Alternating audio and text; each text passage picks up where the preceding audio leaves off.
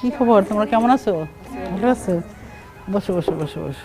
অনেকক্ষণ হয়েছো মুক্তিযুদ্ধের গল্প শোনার জন্য। হ্যাঁ, আমি তো একজন মুক্তিযোদ্ধা। আমি কিন্তু তখন ঢাকা মেডিকেল কলেজের শেষ বর্ষের ছাত্রী। আমার কিন্তু তখন বিয়ে হয়ে গেছে।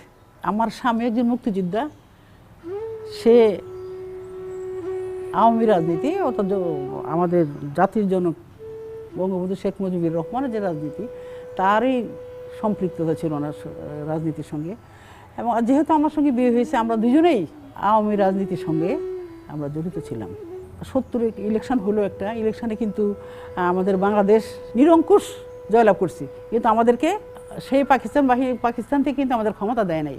এরপরেই নির্বাচনের পরে আসলো 7ই মার্চের ভাষণ।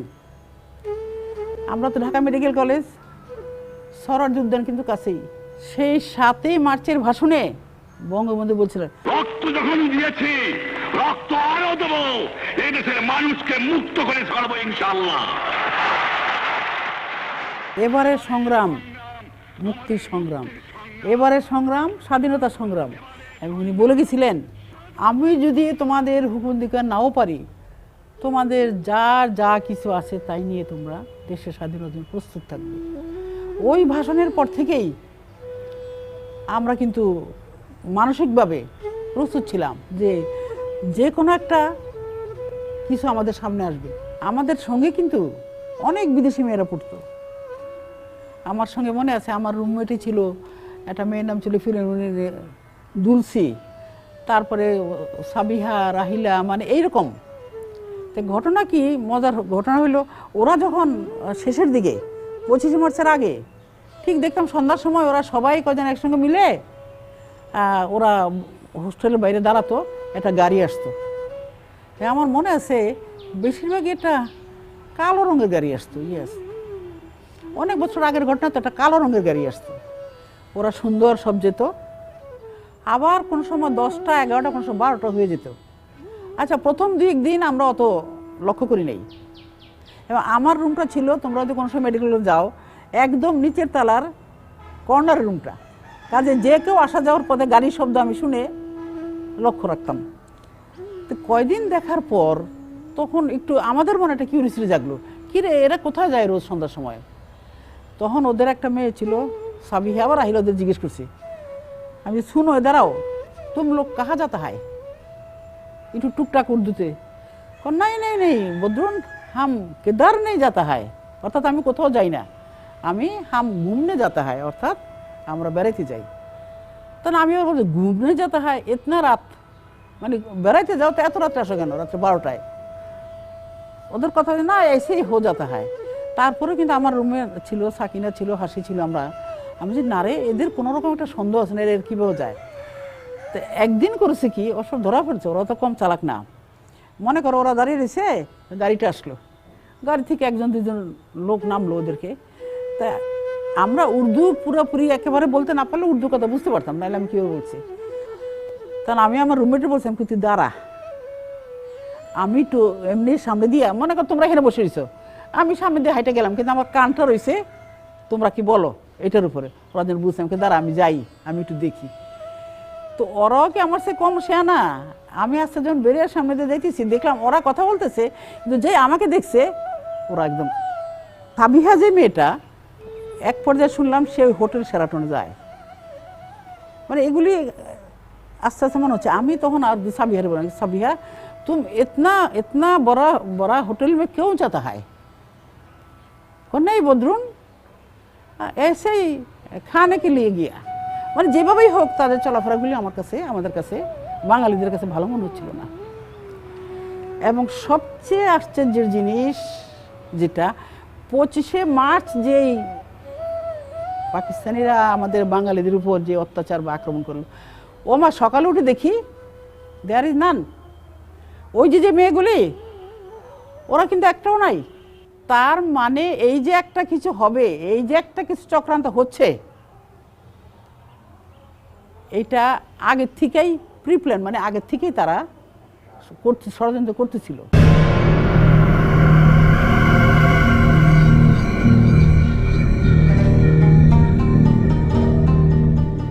25শে মার্চ রাত্রে সে 12টার পরে মনে হয় সে আর্মিরা যখন ক্যান্টনমেন্ট থেকে বেরোলো, সেই গাড়ির শব্দ, বোম্বিংয়ের শব্দ, আমরা তো তখন হোস্টেলের ভিতরে, আমরা তো ভয়ে যে কোথায় যাব, কার কাছে যাব, কি করব।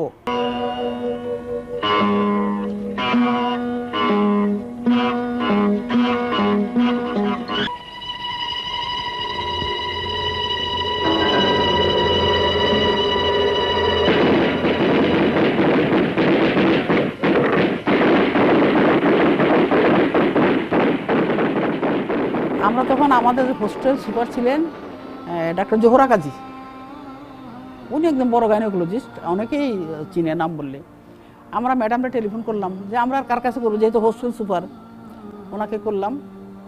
তো উনি বললেন যে হোস্টেল থেকে যেন আমরা না বেরোই। সেই রাত্রের বিভীষিকাময় শব্দ, সেটা তুমি যদি নিজের কানে না শুনো,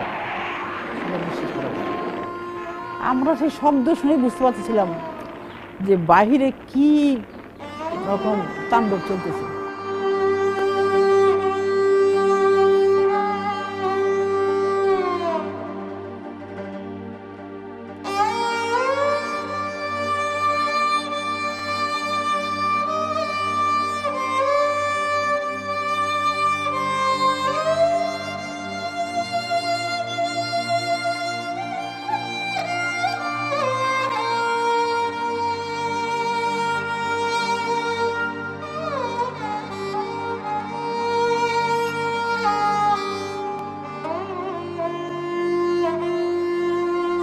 তারপর দিন তারা কারফিউ দিয়ে দিল। তুমি বললে কারফিউ মানে যেন বেরোতে না পারে লোক, একজন বা দুইজনের বেশি। ওই দিন সারাদিনই ছিল 26শে মার্চ। 27 তারিখ বা 28 তারিখে একেবারে তো আর লোকটা বন্ধ করে রাখা যায় না, তারা ওই কারফিউটা শিথিল করছে। তখন আমি এবং আমার স্বামী যেভাবেই হোক আমরা ওইখান থেকে বেরোয়ার চেষ্টা করেছি। এবং আমার মনে আছে আমি যখন বেরোই, আমার আরও রুমমেটরা আছে, তো অনেকের বাড়ি সে দিনাজপুর, রংপুর, কত দূর, সবাই যে আত্মীয় স্বজন সবসময় থাকবে এমন না। দু একটা রুমমেট বলতেছে যে বদরুন তুই তো যাচ্ছিস, তুই যা, আল্লাহ তোরে ভালো করুক, দোয়া করিস যেন ইনশাল্লাহ আমরাও বেঁচে থেকে তোদের সঙ্গে আবার দেখা হয়। এপ্রিল মাসের 7 তারিখে কুমিল্লা ক্যান্টনমেন্ট থেকে পাক আর্মিরা ক্যান্টনমেন্ট থেকে বেরোয় এখন সব জায়গায় ছড়াচ্ছে।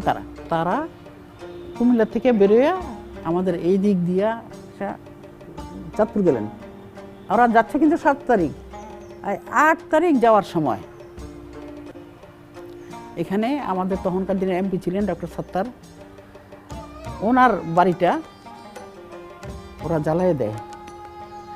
আর এদিকে যাওয়ার পথে এই যে আমার বাড়ি, এটা এখন তো তোমরা সুন্দর ব্রিজের পাকা রাস্তা দিয়ে এসছো না, এগুলো কিছুই ছিল না তখন। একটু ওই যে সাঁকো টাকোর মতন, হ্যাঁ, ছোটো ইয়ে ছিল, ওইখানে দাঁড়ায় তারা আমার এই বাড়িটা জ্বালিয়ে দেয়। এবং তারা এই বাড়িটা জ্বালানোর সময় একদম সম্পূর্ণ মানে পুরো নিঃশেষ না হওয়া পর্যন্ত তারা যায় নাই, তারা কিন্তু দাঁড়িয়েছিল। এবং এরপরে ধরো আমার আত্মীয় স্বজন আসলো এবং আমার স্বামীও আসলেন।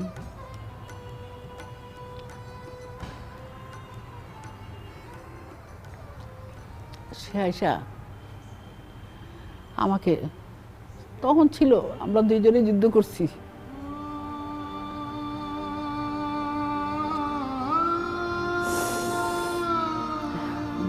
কোন সে নাই।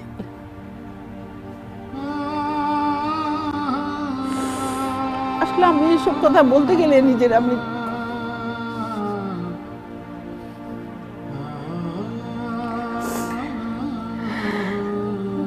ধরে রাখতে পারি না।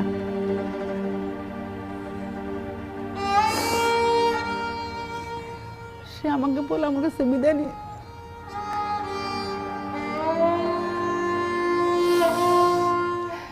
নিয়ে যায়।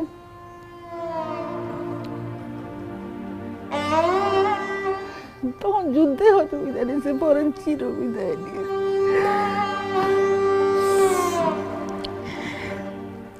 আমাকে, ওই যে বললাম, আমাকে বলছে নিজের জীবন দিবা, ইজ্জত দিবা না, যদি আল্লাহ আমারে বাঁচায় রাখে তোমার সঙ্গে হয়তো দেখা হবে, 9 মাস পরে তার সঙ্গে আমার দেখা হয়।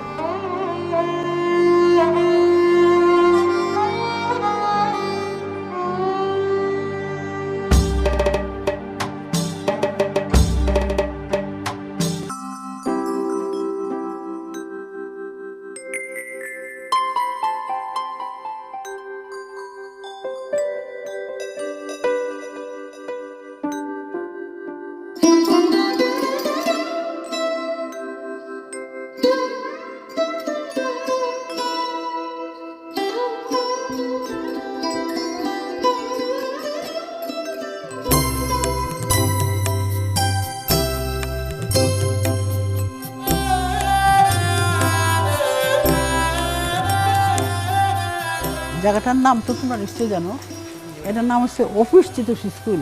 অফিস কেন ছিল, এখানে নাকি অনেক আগে একটা সাব রেজিস্ট্রার অফিস ছিলেন, সেটাই। তো এই স্কুলে আমরা এসেছি, আমি এসেছি অন্তত, এই স্কুলের অনেক নির্মম ঘটনার কালের সাক্ষী।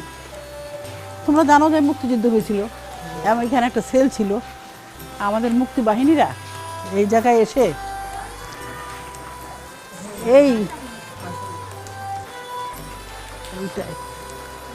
আমরা এদিক দিয়ে আসে, তুমি দেখো আমি তোমাদেরকে দেখাই, আমরা এই যে জায়গাটা দেখছো, এই যে এই দুইটা বিল্ডিংয়ের এই কর্নারটা, জি জি, হ্যাঁ এই কর্নারটা দিয়ে প্রথম আমাদের মুক্তি বাহিনীরা আসেন, আইসা এখানে যারা ছিল রাজাকার পাক বাহিনী তাদেরকে পরাজিত করেন।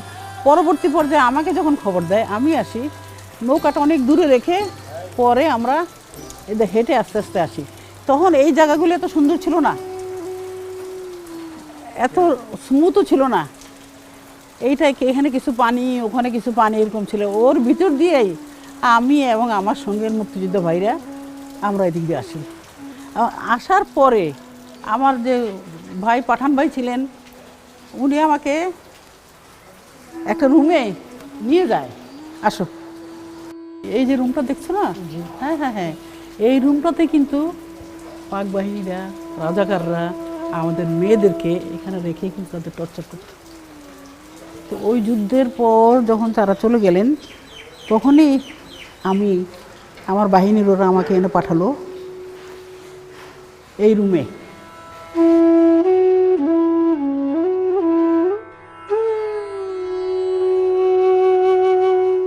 সেই দিন এরকম বৃষ্টি গুড়ি গুড়ি। আসলে একটা কথা আছে না যে প্রকৃতিও মানুষের ডাকে সাড়া দেয়। এইদিকে মা বোনদের অত্যাচার, এদিকে বাইরের এটা, মনে হচ্ছে যেন প্রকৃতি তাদের সঙ্গে একাত্ম হয়ে গেছে। যে আজকে যেরকম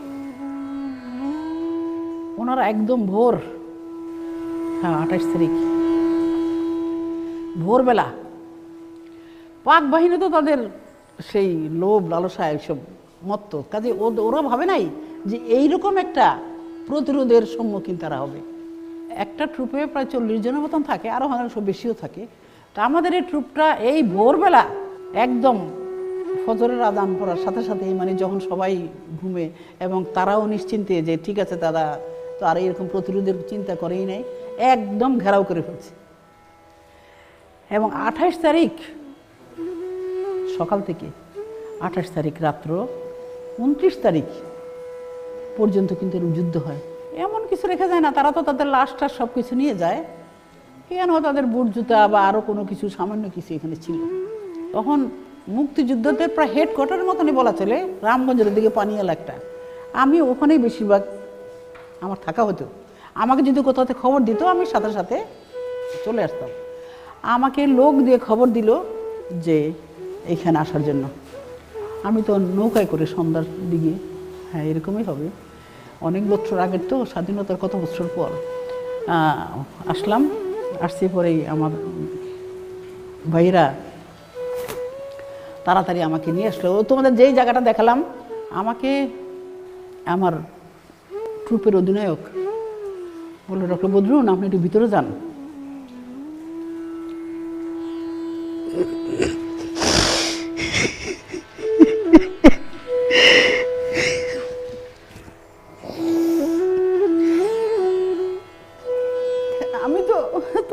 এখন বলতেছি, তোমরা তো দেখো নাই, আমি চোখ বন্ধ করে আমার চোখের সামনে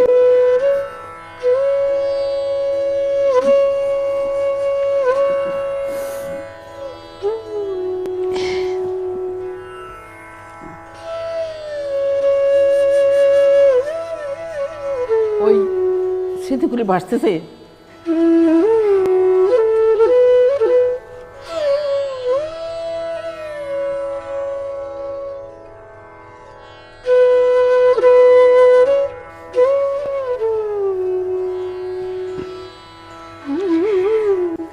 মেয়েগুলিকে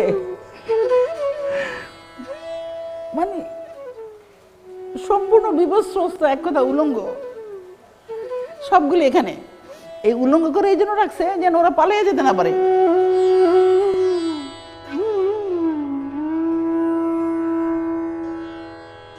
এই জন্য তখন বলছিলাম যে এই স্কুলটা অনেক কিছুর সাক্ষী।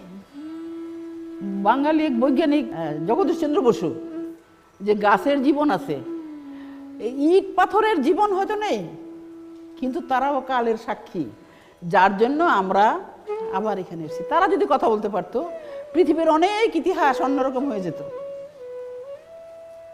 এই ঘরের ভিতরে প্রত্যেকটা ইট, প্রত্যেকটা কণা তার সাক্ষী। আমি তখন আমার গায়ে যা ছিল ওনা টোনা আমি দিলাম, এবং আমার সঙ্গে অনেক মুক্তিযুদ্ধ ভাই, তারাও আশেপাশে থেকে কাপড় চোপড় এনে তাদেরকে ঢেকে দিল। মানে স্রষ্টার শ্রেষ্ঠ জীব মানুষ, তার যে কি পরিণতি তারা করেছে, এটা যদি না দেখো কেউ কোনোদিন বিশ্বাস করবে না। আমি কথা বলতে গেলেই আমার চোখের সামনে কিন্তু ওই মহিলাগুলি ভেসে আসে, এবং আমি এখন চোখ বন্ধ করে আমার হচ্ছে ফ্লোরের ভিতরে ওই যে ওরা শুয়ে রয়েছে, এই সবগুলি আমার চোখের সামনে ভাসে। এইটা দেখলে নিজেরে, আমি কেন, কেউই পৃথিবীর কেউই পারবে না। যার শাস্তি আল্লাহই তাদেরকে দিয়েছে, তারা পরাজিত হয়ে বাংলাদেশ ছেড়ে চলে গেছে। পরবর্তী পর্যায়ে আমার অধিনায়ক যিনি আমাকে বললো যে বদরুন এদের কি করবা, তা আমি ওই মুহূর্তে বললাম দেখি কি করব, তাদেরকে কোথায় কিভাবে নিব। তখন আমার সঙ্গে নৌকা ছিল, বুঝতে পারছ, নৌকাতে ওদেরকে উঠালাম। ওদেরকে উঠায় এই যে পানিয়ালা ক্যাম্প যেটা, যেখানে হেডকোয়ার্টার মতন ছিল, ওইখানে নিয়ে যাই। নিয়ে যেয়ে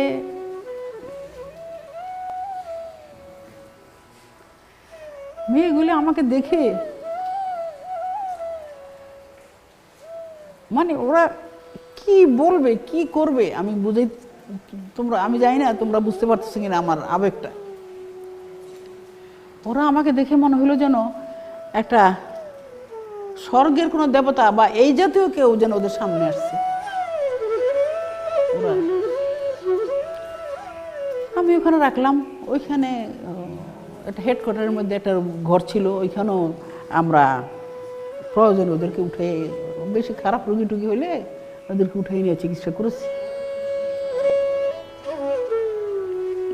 যেমন ওইখানে একদিন দুই দিন রাখার পর একটু সুস্থ হয়ে যাওয়ার পর, এবং ওরা ওরা কীভাবে এখানে আসছে জানো, ওরা যতটুকু জানি, এখন তো অত ইতিহাস মনে নেই, এই শরীয়তপুরের ওদিকে ঘোষেরহাট একটা জায়গার কিছু মহিলা ওরা ভারতে যাবে, আমার কথা বুঝতে পারছি তো, ওরা ভারতে যাবে বলে বাসি থেকে বের হয়েছে এবং নিয়ে আসে তাদেরকে। কিন্তু আমাদের দেশের চিহ্নিত রাজাকার আলবদর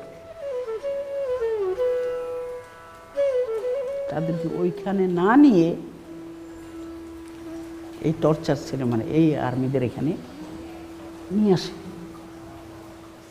এটা কিন্তু করেছে আমারই ভাই, আমারই অন্য কেউ, যারা এই দেশের শত্রু, দেশকে ভালোবাসে না। তো যখন একটু 2-3 দিন ইয়ার পর যখন একটু ভালো হইলো, তখন ওদেরকে আমি বললাম যে তোমরা বাড়ির ঠিকানা দাও, আমরা তোমাদেরকে পাঠানোর ব্যবস্থা করি। কিন্তু ওরা একদম কেঁদে ফেলে, তারা রাজি হলো না বাড়িতে যাওয়ার। বলছে দিদি বাবা, আমরা কোন মুখ নিয়ে বাড়িতে যাব? আমরা যদি বাড়িতে যাই, আমাদের সমাজ তো আমাদেরকে গ্রহণ করবে না, আমার আত্মীয় স্বজনও আমাদেরকে গ্রহণ করবে না, তার কাজে আমরা যাব না।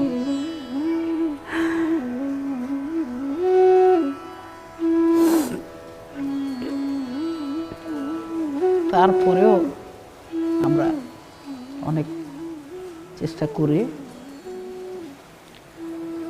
আমার জোয়ান যারা ভাই, ট্রুপসে যারা ভাই ছিলেন, যারা হয়তো যদি ইন্ডিয়া যেতে চায় ওখানে ইন্ডিয়া পাঠানোর ব্যবস্থা করেছে, বা কোনো না কোনোভাবে কোথাও না কোথাও তাদেরকে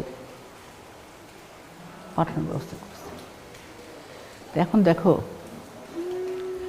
আমাদের মা বোনদের ইজ্জত, মান, সম্ভ্রম কিভাবে বর্বর হানাদার বাহিনী লুট করেছে। আপনি যখন এই রুমে আসতেন তখন কতজন নারী ছিল? আমি যখন প্রথম এই রুমে আসি, আয়শা, আমি একটু আগে বলছি, মানে রুমের অবস্থা দেখে আমি ওই মুহূর্তে যে ওদের গণনা করব ঠিক সাথে সাথে সেটা করতে পারি নাই, কারণ ওদেরকে দেখেই আমি নিজের ধরে রাখতে পারছিলাম না যে এই অবস্থায় তারা আছে। পরে অবশ্য যে দেখলাম একটু নিজেরে একটু কন্ট্রোল করা বা একটু ধৈর্য ধরে 12 থেকে 13 জন বা 14 জন এরকম হবে মহিলা যাদের এই অবস্থায় দেখেছি।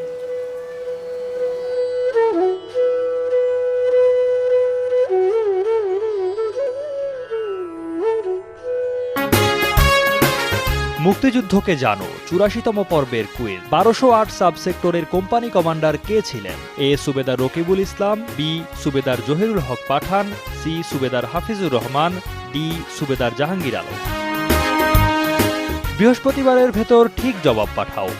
MJ স্পেস ABC অথবা ডি লিখে পাঠিয়ে দাও 16242 নম্বরে। ঠিক উত্তরদাতাদের মধ্য থেকে 3 জনকে পুরস্কার হিসেবে দেয়া হবে মুক্তিযুদ্ধের বই। মুক্তিযুদ্ধকে জানো 83তম পর্বের কুইজের ফলাফল। প্রশ্ন ছিল শফিকুল হক ছুটু কত নম্বর সেক্টরে যুদ্ধ করেন? সঠিক উত্তর এ সেক্টর 8। এই পর্বের বিজয়ীরা রুশো, হেলাল ও ফয়সাল। যথাসময়ে তোমাদের ঠিকানায় পৌঁছে যাবে পুরস্কার।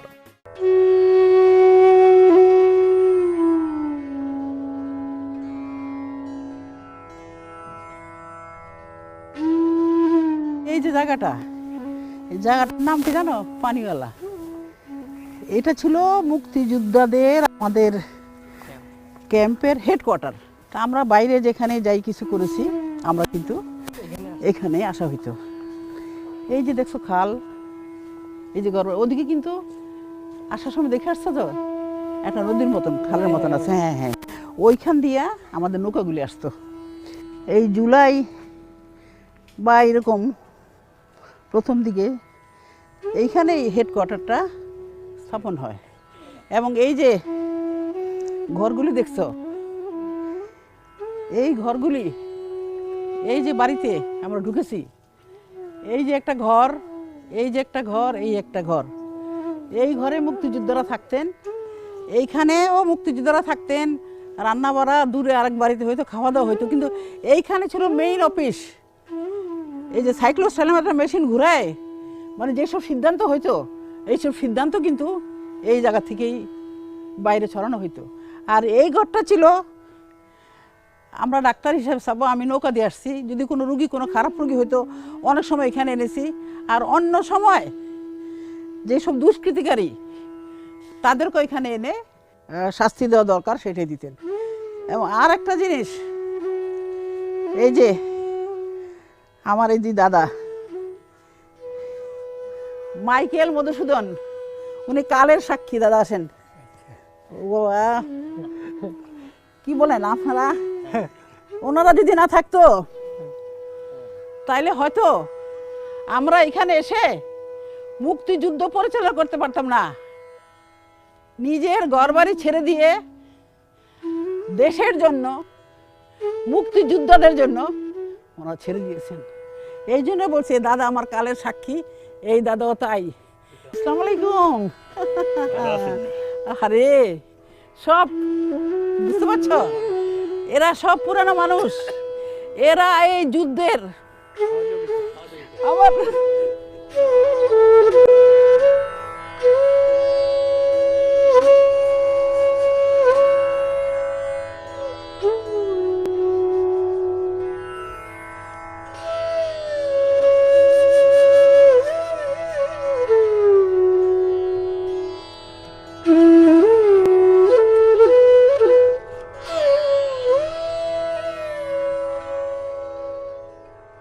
দাদা আপনার তো মনে আছে ওই যে ফারুক করে একটা ছেলে বললো নৌকা দিয়ে এখানে নিয়ে এসছে, তাই না? নিয়ে এসছে না?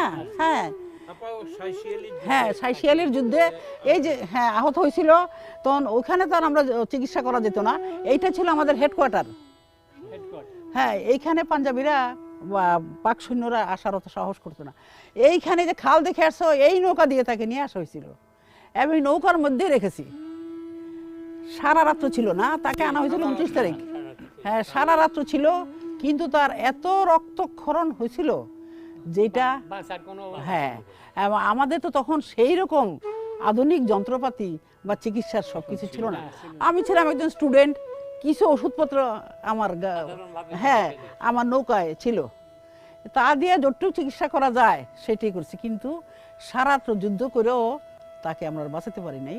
এই পানিয়ালা নামটা কিন্তু মুক্তিযুদ্ধের ইতিহাসে, তাই না, একটা বড় অনেক বিখ্যাত নাম। হ্যাঁ, বিখ্যাত নাম, অনেক বিখ্যাত নাম। এখন এখানকার অবদান অনেক বড়, অনেক বেশি, কারণ এখানকার লোক 6 মাস এই 1200 লোকের খাওয়ার সংস্থান করেছে। দাদা। ওই যে স্টেনোগ্রাফার হোক বা সাইক্লোস্ট, একটা মেশিনের মতন ছিল, তো মেশিনের ভিতরে তারা ঘুরে ঘুরে পোস্টার বানাইতো। আচ্ছা বলেন, পরে পোস্টার কোথায় কোথায় লাগাইতেন না যে বললেন না? বাজারে এইসব ওয়াল টোয়ালের মধ্যে, ওয়াল তো ছিল না তখন, টিনের ঘর, জি। দোতলা ঘর, এইসব বেড়া গোড়া লাগাইছি আর কি। আসলে আপা ওই যে আপনি এই যে সাইক্লোস্টাল মেশিনের কথা বললেন, জি, এই মেশিনটা আমাদের একজন মুক্তিযোদ্ধা, ওর নাম হলো মোখলেসুর রহমান, চাঁদপুর ওয়াবদা অফিস আছে একটা, এখান থেকে সাইক্লোস্টাইল মেশিনটা মোখলেসুর রহমান মিজি, এখন যে মহিষাদী ইউনিয়নের চেয়ারম্যান, মুক্তিযোদ্ধা, ট্রেন মুক্তিযোদ্ধা, উনি এবং তার সাথে আরো 2-3 জন এটা নিয়ে আসলে পরে এইটা কলিমুল্লাহ ভূঁইয়া সাহেব পানিওয়ালা থেকে এই সাইক্লোস্টাইলটা মেশিন দিয়ে সব ধরনের ইস্তেহার, তারপরে নির্দেশ, অফিসের কাজকর্ম মাস্টার ভাই ভালো বলছে। সেটা হইলো যে আসলে আগে এটা আমাদের সদর দপ্তর ছিল না, আমাদের সদর দপ্তর প্রথমে ছিল চেরিয়ারা, লন্ডন বাড়ি নাকি বাড়ি একটা বলে, নরিমপুর নাকি একটা, হ্যাঁ, নরিমপুরে আসি, এবং আমাদের অলিপুরে ওইখানে আর্মামেন্ট যা আছে সবকিছু ওইখানে থাকতো, কিন্তু আসলে হামলা হইতো খুব বেশি, এবং এই রামগঞ্জের এই এলাকাটা এটা দুর্গম ছিল, সেই কারণে 21 তারিখে হেডকোয়ার্টার এখানে সরাই ফেলছে, এখানে হেডকোয়ার্টারটাকে আনে। এবং আমাদের যে সেক্টরটা এটা আপনার 1208 না? হ্যাঁ, 1208 সাবসেক্টর, কোড নাম হলো মধুমতি, এটা 2 নম্বর সেক্টরের একটা সাবসেক্টর। এর কোম্পানি কমান্ডারের নাম ছিল তখন সুবেদার জহিরুল হক পাঠান। আমার কিন্তু মুক্তিযুদ্ধের একটা বড় অংশ কিন্তু দখল করেছে নৌকায়, মানে নৌকাতেই আমি ছিলাম। আমার বাড়িটা যখন জ্বালিয়ে দেয়, তারপরে আমরা যখন বেরিয়ে যাই বর্ষাকাল, আমার মনে আছে আমি এরকম একটা নৌকায়, সঙ্গে শুধুমাত্র ছিল আমার একটা কাজের ছেলে বাসায়, তার নাম ছিল হান্নান, সেও ছোট ছিল, আমরা 2 জন আর একটা মাঝি। আমাদের মুক্তিযুদ্ধের মধ্যে একটা বিরাট একটা অংশ এই পানিয়ালা। ওইখান থেকে বোধহয় রাত্রে, অনেক রাত্রে হবে, একটা খবর আসলো আমি এখান থেকে চলে যাওয়ার জন্য। এখন আমি নৌকা দিয়ে যাচ্ছি, ওখানে একটা দেখছো পানিয়ালার ওদিকে খালের মতো, ডাকাতিয়া নদীর মতন, তখন আমার নৌকাটাকে আটকালো, ওই টর্চ নিয়ে তারা পাহারা দিচ্ছে আর নৌকা আটকে দিচ্ছে।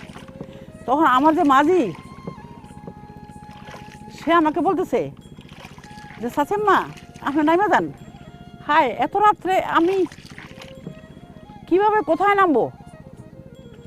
তবু সে বলছে আপনি নেমে যান, কারণ ওরা নৌকায় ডুববে, হয়তো নৌকায় ডুববে, আপনাকে দেখবে। আমি তখন সবচেয়ে বড় কথা আল্লাহর রহমত, নিজের জীবন বাঁচানো। আমি নৌকায় নেমে গেলাম, নেমে গিয়ে ঠিক ওই নিচে ধরে রাখলাম এইভাবে যেন আমাকে না দেখা যায়। তখন আমার মনে হলো আমার পাশে দিয়ে যেন কি লাগতেছে। তারপর ওরা যখন চলে গেল, আমাকে যখন উঠতে বললো, আমি দেখি মরা লাশ। মানে এখন যত সহজে বলছি, ওই মরা লাশ দেখে তখন তো আবার আমি নিজের কিছুটা স্বাভাবিক হতে ফিরে এসেছি। আমার পাশে দিয়ে ভেসে যাচ্ছে। যেমন দেখো, আমি নৌকায় চড়ে শুধুমাত্র যে মুক্তিযোদ্ধাদের চিকিৎসা করেছি তা না, আমি মুক্তিযোদ্ধাদের বাইরেও আমি নোয়াখালীর চন্দ্রগঞ্জ গ্রামে, চন্দ্রগঞ্জ একটা আমাদের এরিয়া ছিল, ওই এখন এক বাড়িতে উঠছি। উঠার পরে আমি শুনতেছি যে ওদের কথাবার্তা যে পাশের বাড়িতে ডেলিভারি রুগী আছে। তা এখন যে যেই কাজ জানে সে তো চুপ করে বসে থাকতো না, আমি তো ডাক্তার। আমি তখন আমি যেই বাড়িতে উঠেছি আমি বললাম যে আমি গিয়ে একটু দেখে আসি। আমি যে ডাক্তার এটা কিন্তু কেউই জানতো না, আমার পরিচয় মানে সবসময় পরিচয় লুকিয়ে রেখে দিতাম। তখন দু একজনে বলতেছিল যে আপনি গিয়ে কী করবেন, কিন্তু বাড়ির দু একজন তো আবার আমার কথা জানে। এটা না বলে বলছে যে ঠিক আছে জানুনি দেখে আসুক। আমি গেলাম এবং আমি ওই ডেলিভারি রুগীটার আমি ডেলিভারি করিয়ে ফেলছি, মা এবং বাচ্চা ভালো আছে। যেই এটা করেই ফেলা হইল, ওই চন্দ্রগঞ্জ গ্রামের এটা সঙ্গে সঙ্গে হয়ে গেল। কারণ সবাই তো জানতেছে এরকম একটা ডেলিভারি রুগী হাসপাতাল নিতে হবে, কোথায় নিতে হবে কি আসা, মানে বাড়ির লোকজন কথাবার্তা বলতেছে না। তখন বললো অমুক বাড়ির থেকে, ওরা চন্দ্রগঞ্জ গ্রামের ওই বাড়ির থেকে একটা মহিলা এসে আয়সা এটা ডেলিভারি করছে। এই মহিলা কোথা থেকে আসছে, কে এই মহিলা, ততক্ষণ এটা সরাই গেছে। আমাকে সাথে সাথে সকালবেলাই আমার খবর আসলো আমি যেন এই বাড়ির থেকে সরে যাই। আজকের প্রজন্ম এবং ভবিষ্যতের প্রজন্ম যে ঘুমিয়ে আছে শিশুর পিতা সব শিশুরের অন্তরে, এই যে মুক্তিযুদ্ধের কথাগুলি তোমরা শুনেছ, সেই কথাগুলির মূল্য বা মর্মার্থ তোমরা ধারণ করবা এবং এটা বহন করবা। আগামী দিনে আমরা চলে যাব, কিন্তু এই যে এত কষ্ট করে একটা পতাকা, একটা মানচিত্র, একটা ভূমি আমরা পেয়েছি, এই ঝান্ডাটা ধরে রাখার দায়িত্ব তাদের, হ্যাঁ তোমাদের। তোমরা যদি সেইটা সঠিক দিক নির্দেশনা মেলে তোমরা ধরে রাখো, তাইলেই কিন্তু আমি একজন মুক্তিযোদ্ধা হিসাবে এই যে 9 মাস এত কষ্ট করেছি, এবং আমি অন্তত এখন আমার মনে একটা সাহস যা আমি চলে গেলেও এই ঝান্ডা ধরে রাখার মতন তোমরা আছো। তোমরা সঠিকভাবে এই ঝান্ডা বহন করবা, বহন করে নিজের উন্নতি করবা, দেশ ও দশের উন্নতি করবা। 1000 বছরের শ্রেষ্ঠ বাঙালি নেতৃত্বে আমরা একটা স্বাধীনভাবে কথা বলতেছি, স্বাধীন একটা ভূখণ্ড পেয়েছি, স্বাধীন একটা পতাকা পেয়েছি। এইটা রক্ষা করার দায়িত্ব, আমি আবারও বলতেছি, এটা রক্ষা করার দায়িত্ব সম্পূর্ণ তোমাদের।